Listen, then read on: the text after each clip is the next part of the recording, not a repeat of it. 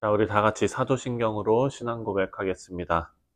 전능하사 천지를 만드신 하나님 아버지를 내가 믿사오며 그 외아들 우리 주 예수 그리스도를 믿사오니 이는 성령으로 잉태하사 동정녀 마리아에게 나시고 본디오 빌라도에게 고난을 받으사 십자가에 못 박혀 죽으시고 장사한 지 사흘 만에 죽은 자 가운데서 다시 살아나시며 하늘에 오르사 전능하신 하나님 우편에 앉아 계시다가 저리로서 산 자와 죽은 자를 심판하러 오시리라. 성령을 믿사오며 거룩한 공회와 성도가 서로 교통하는 것과 죄를 사하여 주시는 것과 몸이 다시 사는 것과 영원히 사는 것을 믿사옵나이다. 아멘. 찬송가 312장입니다. 너 하나님께 이끌리어 함께 찬송하겠습니다.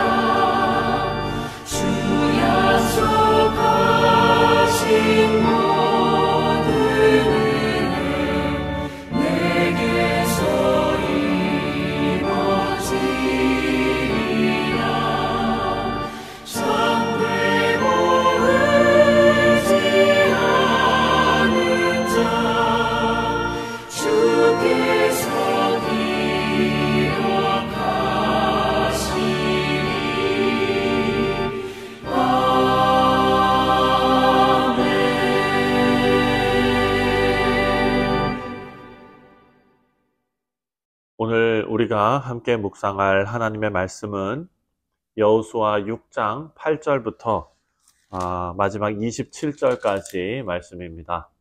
여호수아가 백성에게 이르기를 마침에 제사장 7은 양각 나팔 7을 잡고 여호와 앞에서 나아가며 나팔을 불고 여호와의 언약궤는 그 뒤를 따르며 그 무장한 자들은 나팔 부는 제사장들 앞에서 행진하며 후구는 궤 뒤를 따르고 제사장들은 나팔을 불며 행진하더라. 여호수아가 백성에게 명령하여 이르되 너희는 외치지 말며 너희 음성을 들리게 하지 말며 너희 입에서 아무 말도 내지 말라. 그리하다가 내가 너희에게 명령하여 외치라 하는 날에 외칠지니라 하고 여호와의 궤가 그 성을 한 번 돌게 하고 그들이 진영으로 들어와서 진영에서 자니라. 또 여호수아가 아침에 일찍이 일어나니 제사장들이 여호와의 궤를 메고 제사장 7은 양각 나팔 7을 잡고 여호와의 궤 앞에서 계속 행진하며 나팔을 불고 무장한 자들은 그 앞에 행진하며 후군은 여호와의 궤 뒤를 따르고 제사장들은 나팔을 불며 행진하니라. 그 둘째 날에도 그 성을 한 번 돌고 진영으로 돌아오니라. 엿새 동안을 이같이 행하니라. 일곱째 날 새벽에 그들이 일찍이 일어나서 전과 같은 방식으로 그 성을 7번 도니 그 성을 7번 돌기는 그날뿐이었더라. 7번째에 제사장들이 나팔을 불 때에 여호수아가 백성에게 이르되 외치라! 여호와께서 너희에게 이 성을 주셨느니라. 이 성과 그 가운데 있는 모든 것은 여호와께 온전히 바치되 기생 라합과 그 집에 동거하는 자는 모두 살려주라. 이는 우리가 보낸 사자들을 그가 숨겨주었음이니라. 너희는 온전히 바치고 그 바친 것 중에서 어떤 것이든지 취하여 너희가 이스라엘 진영으로 바치는 것이 되게 하여 고통을 당하게 되지 아니하도록 오직 너희는 그 바친 물건에 손대지 말라. 은금과 동철기구들은 다 여호와께 구별될 것이니 그것을 여호와의 곳간에 드릴지니라. 이에 백성은 외치고 제사장들은 나팔을 불매 백성이 나팔 소리를 들을 때에 크게 소리질러 외치니 성벽이 무너져 내린지라. 백성이 각기 앞으로 나아가 그 성에 들어가서 그 성을 점령하고 그 성 안에 있는 모든 것을 온전히 바치되 남녀노소와 소와 양과 나귀를 칼날로 멸합니다.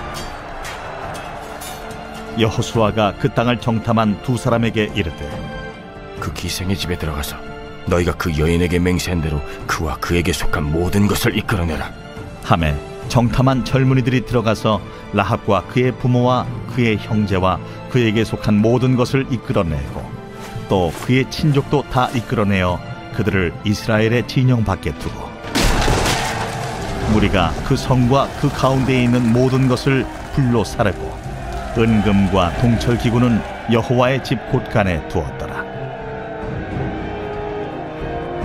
여호수아가 기생 라합과 그의 아버지의 가족과 그에게 속한 모든 것을 살렸으므로 그가 오늘까지 이스라엘 중에 거주하였으니 이는 여호수아가 여리고를 정탐하려고 보낸 사자들을 숨겼음이었더라.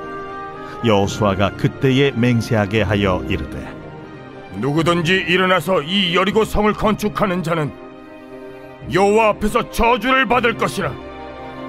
그 기초를 쌓을 때 그의 맏아들을 잃을 것이요 그 문을 세울 때 그의 막내 아들을 잃으리라.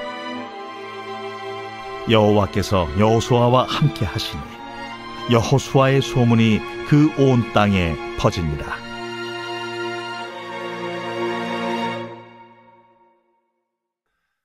네, 사랑하는 성도님들, 오늘 본문은 이스라엘 백성들이 하나님의 명령에 따라서 여리고 성을 정복하는 사건을 계속해서 6장에서 기록하고 있습니다. 자, 어제 우리가 묵상한 말씀처럼 여리고 성은 정말 난공불락의 요새지요.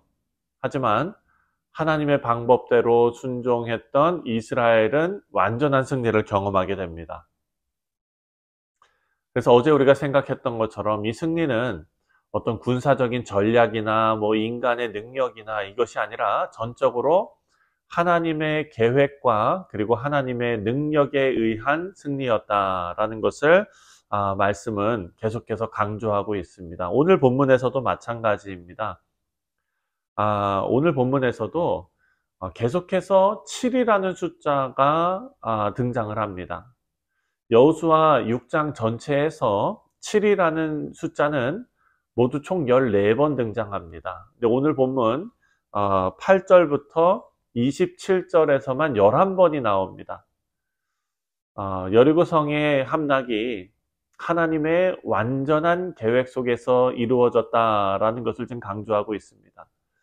사랑하는 성도님들, 또 여리고성이 무너진 후에 가장 먼저 언급되는 사건이 바로 라합과 또 그의 가족이 구원받는 장면입니다.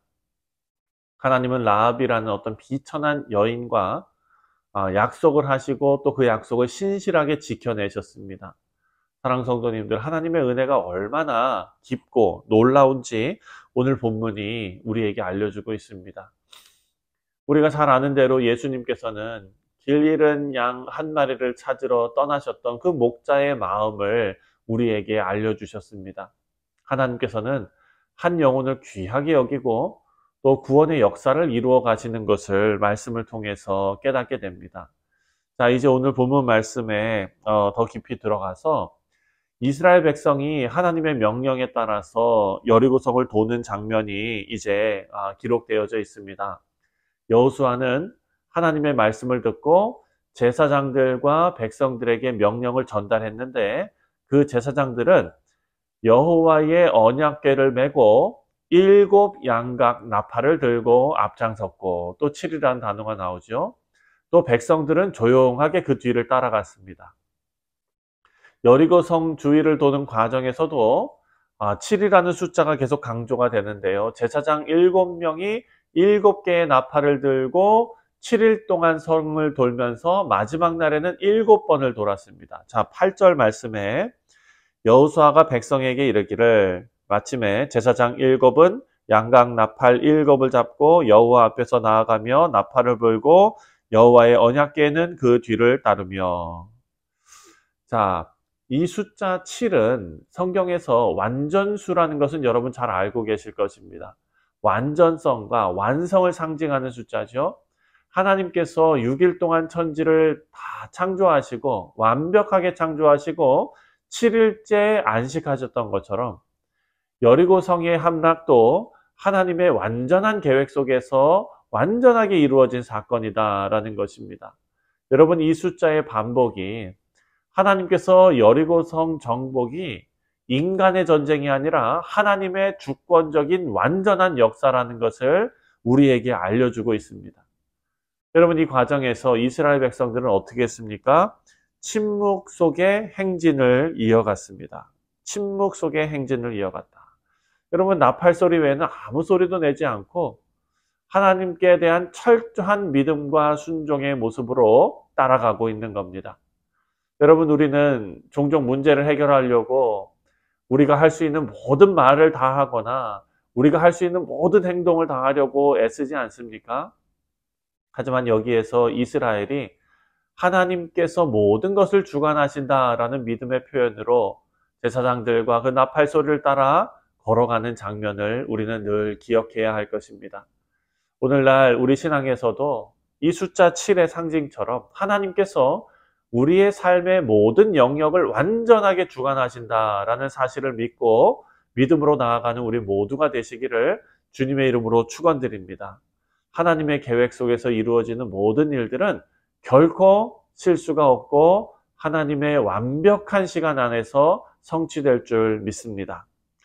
자, 두 번째로 여리고성이 무너진 후에 오늘 본문은 가장 먼저 라합과 또 그녀의 가족이 구원받는 장면을 기록하고 있습니다.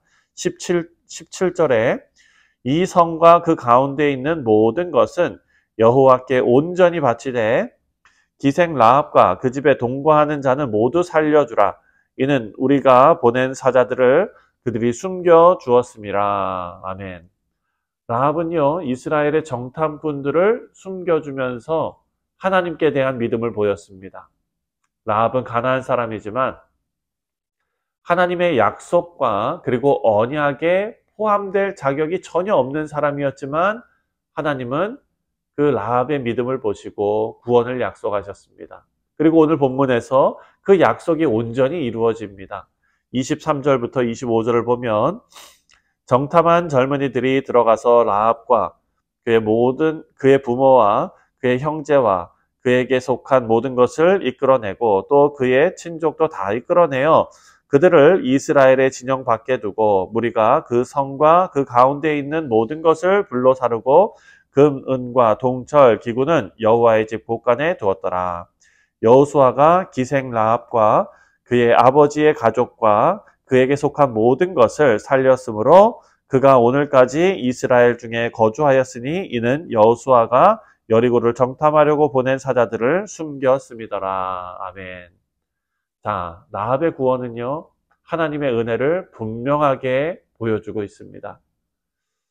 하나님의 구원은 강한 사람들, 그리고 잘난 사람들에게 주어지는 것이 아니라 믿음을 가진 모든 자에게 동일하게 주어진다라는 것을 보여줍니다.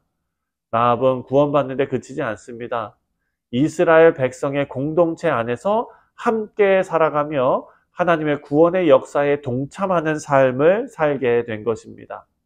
라합의 믿음은 예수 그리스도의 족보에도 포함되고 하나님의 구속사에 중요한 역할을 하게 되었습니다. 하나님께서 한 영혼을 얼마나 귀하게 여기시는지 잘 보여주는 예가 될 수가 있습니다. 또 세 번째로 이스라엘 백성이 하나님의 명령에 따라서 마지막 날 성을 7바퀴를 돌았죠.